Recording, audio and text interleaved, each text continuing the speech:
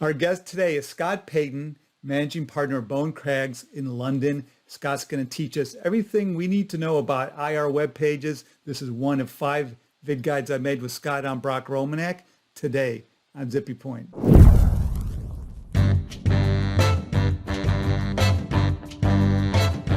Scott, navigation to and around an IR web page. One of my pet peeves is coming to a corporate homepage and having to really dig around to find a link that says investor somewhere to get to the IR web page. But even when you get to the IR web page, having good navigation is important. What are your views on this topic? Well, I think we often use an analogy of a car when it comes to IR site navigation. It's really important to be distinctive and stand out from the crowd when it comes to design, when it comes to rich content. But really, the navigation of your website is like the accelerator and the brake pedal on your car. So the Tesla truck that was unveiled last year, it looked like something from a science fiction film. No one had seen a truck like it in their lives. It was completely broke the mold. But the accelerator and the brake pedal were in the same place as a 1960s Mustang. So really kind of put your navigation menus exactly where people expect them to be. This is the golden rule of good navigation. And I'm just going to give you some examples now from sites that we argue have a particularly good, easy, intuitive navigation. I'm going to start now with Total, the French oil company. First things first, have a link with the word investors or investor relations on it, nice and visible, immediately visible on the homepage and on every other page of the site. Don't bury the investors link in the footer. Don't put it as a sublink under something called our company. So put investors at the top, the highest level in your primary navigation menu. Recommendation number 2 is we like these, what we call mega menu panels, these nice, big, spacious, clear, comprehensive menus that instantly give visitors total visibility of all the subsections in your investor relations section or site, not just second tier, but third tier as well.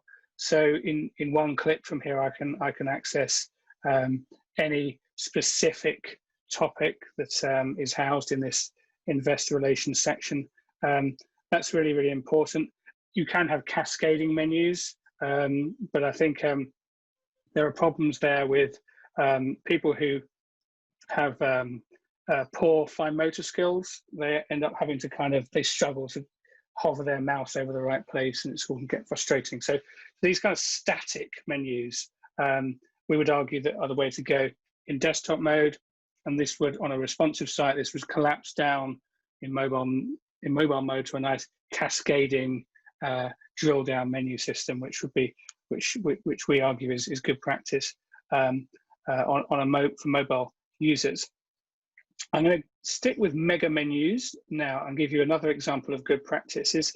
To have these kind of promotional panels, this is HSBC's, the mega menu on HSBC's investors section, and as well as the links here to all of the kind of key subsections of the investors section, there's a kind of a graphic panel here that's promoting, in this case, a particularly popular or widely sought after piece of content. This is the latest webcast and conference call details for their Q3 results. And if you go elsewhere on hsbc.com, this is the media section. Their research shows, I suspect that a lot of people come to the media section looking for the telephone number of the press office. So they've understood that, and they've promoted that in this nice, neat promotional panel in the mega menu panel. This is valuable real estate, if you like, these mega menus. So make the most of it by not just providing signposts to what you think your audience wants, but also that promotes key messages that you want to transmit to these to your external audiences. So that's we would argue is good practice. I'm going to stick now. I'm going to go deeper into the navigation structure and be unfashionable. This is Bayer, the German chemicals company's corporate website, and they have what we call constantly visible in-section menus. So I'm now pretty deep down. I'm deep inside the investor relations section of their corporate website, and in the left column, there's a comprehensive menu showing all of the subsections within the investor relations section of Bayer.com. Now, graphic designers a few years ago thought that this was terribly 90s, terribly old school, to have left column in section menus, and there was a trend to cull them, get rid of them, abandon them. Graphic designers also hate them because they kind of get in the way of making they're ugly. They get in the way of making your web pages look pretty, but they serve a really, really important usability role, not just to make it easier for visitors to see where they are in the context of the rest of the investor relations section. They also help visitors to kind of browse around and kind of see, spot some content that they didn't know was there and jump to it. If you don't have this, then you're forcing investors and analysts to work.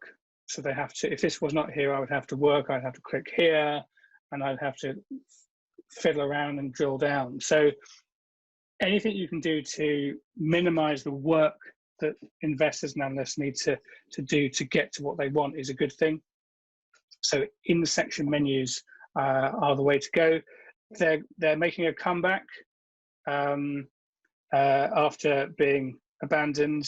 A lot of companies and agencies are begrudgingly admitting that they serve a purpose. So they are coming back. And I would go to I'd recommend that you or visit bp.com at some point and have a look at their left menu, because it is not ugly and it is not dated. So left menus don't need to be ugly, and they are invariably useful.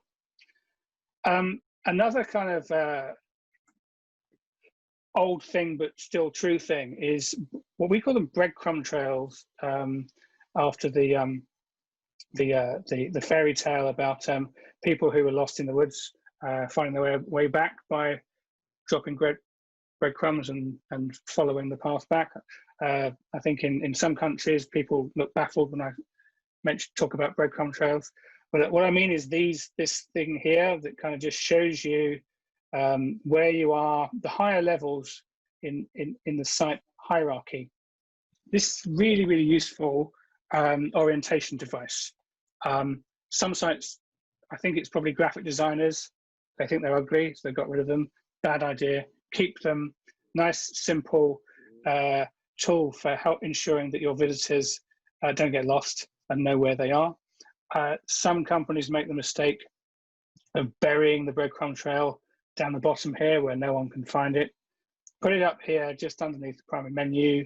Make it comprehensive. Ensure that it includes every single level above the current page. Don't superimpose it on images. Some companies do that on their websites and you can't see it. Yeah, have it, keep it. It's a nice, quick and easy way of improving usability on your website. I'm going to stop sharing now and talk a bit about mobile navigation and desktop navigation. So we run website visitor surveys on many of the world's biggest, busiest corporate websites, including the investor relations section. And we have seen in recent years a steady, relentless rise in the proportion of investors and analysts who will be visiting your website on a mobile device. That is true. Tablet access is pretty flat, interestingly. It's stayed about 5% for the last 5 or 6 years, but visiting with a mobile, it's going up and up. But desktop access continues to be a substantial portion of traffic. So there's a phrase called mobile first that was fashionable a few years ago. That it's you need to kind of, first things first, you need to serve mobile users above all. We strongly argue that when it comes to investor relations, all devices first is the way to go, because it's going to continue to be the case that a significant proportion of visits are going to come from people, fund managers and analysts at a desk. They're at work. They're going to be at work at some point, and they are going to be visiting via a desktop. So optimize your mobile navigation 100%. Make sure it works on a tablet, but don't lose too much sleep over it. But don't forget desktop navigation, and that's not going to go away.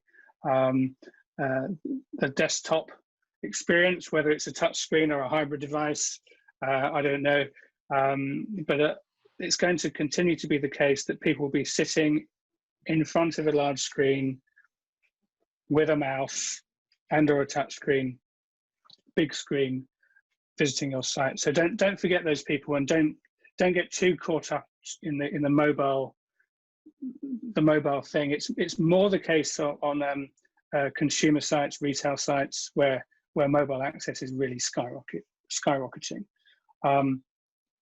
Another thing about this is obvious but often overlooked, a really, really important point about navigation, and it's going back to the accelerate. Don't switch the acceleration, the brake pedal, but labels, menu labels, make them as blindingly obvious and immediately self-explanatory as you possibly can.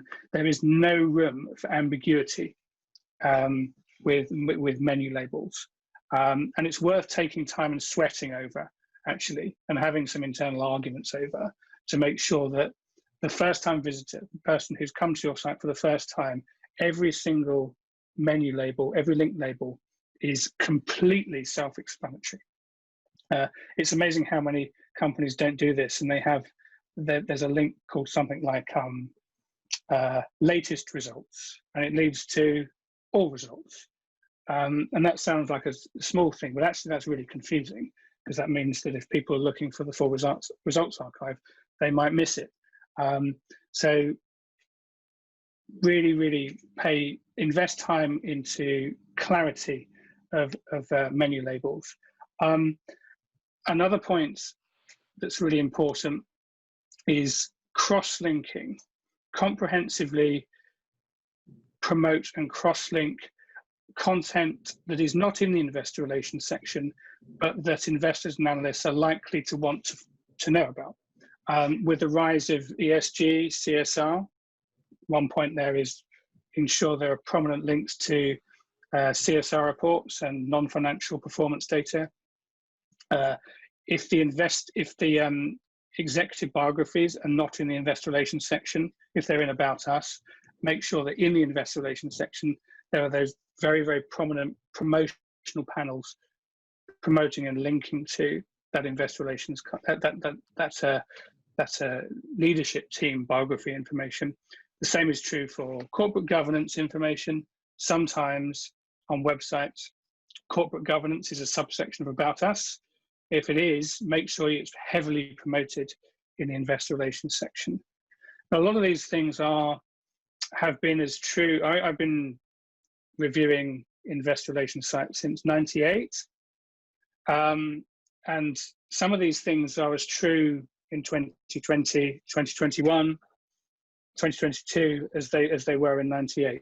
Some things change, some things don't. But the basic principles of good usability are long-standing and yet often ignored, not necessarily by the investor relations department, but by web agencies and some of the web designers that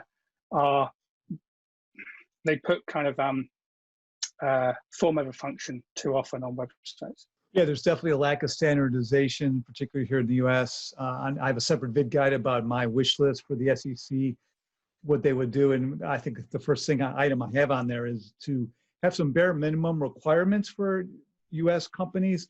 And the first thing is to have, the caption be called investors on the homepage for a corporate website, have it be prominently mentioned so that investors can find the information they need quickly. But even all these suggestions that you've made, observations, I think would be part of the bare minimum, at least a lot of them, and that having some guidance from the SEC, even if it wasn't requiring companies to do it, but just mention it in some sort of interpretive beliefs about these being sound practices would go a long way, perhaps, to getting more standardization and much easier for investors to find what they're looking for. Yeah, I think I absolutely agree. I think another danger area is when a third party is building your IR site, because another important point about navigation is consistency. Some companies, they have a different navigation structure in the IR section, IR site, to the navigation structure in About Us. And that forces users to learn two different types of navigation structure. And that's just annoying.